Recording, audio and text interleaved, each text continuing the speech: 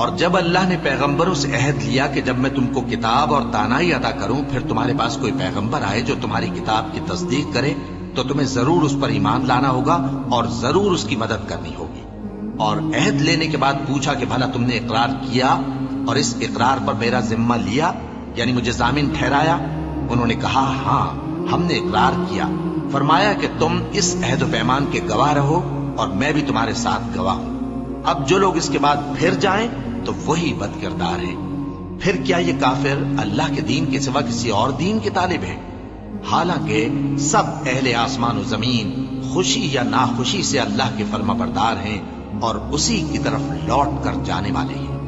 کہو کہ ہم اللہ پر ایمان لائے اور جو کتاب ہم پر نازل ہوئی اور جو صحیفے ابراہیم اور اسماعیل اور اسحاق اور یعقوب اور ان کی اولاد پر اترے اور جو کتابیں موسیٰ اور عیسیٰ اور دوسرے انبیاء کو پروردگار کی طرف سے ملی سب پر ایمان لائے۔ ہم ان پیغمبروں میں سے کسی میں کچھ فرق نہیں کرتے اور ہم اسی اللہ کے فرما بردار ہیں، اور جو شخص اسلام کے سوا کسی اور دین کا طالب ہوگا وہ اس سے ہرگز قبول نہیں کیا جائے گا، اور ایسا شخص آخرت میں نقصان اٹھانے والوں میں ہوگا۔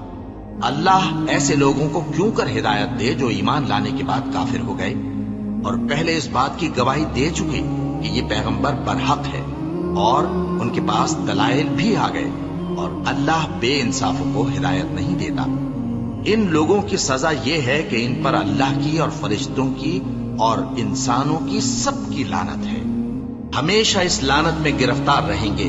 ان سے نہ تو عذاب ہلکا کیا جائے گا اور نہ انہیں مہلت دی جائے گی۔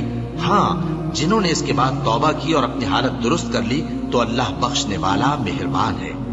جو لوگ ایمان لانے کے بعد کافر ہو گئے پھر کفر میں بڑھتے گئے ایسوں کی توبہ ہرگز قبول نہیں ہوگی اور یہ لوگ گمراہ ہیں۔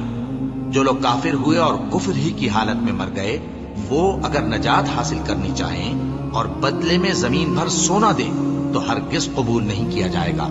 ان لوگوں کو دکھ دینے والا عذاب ہوگا اور ان کا کوئی مددگار نہیں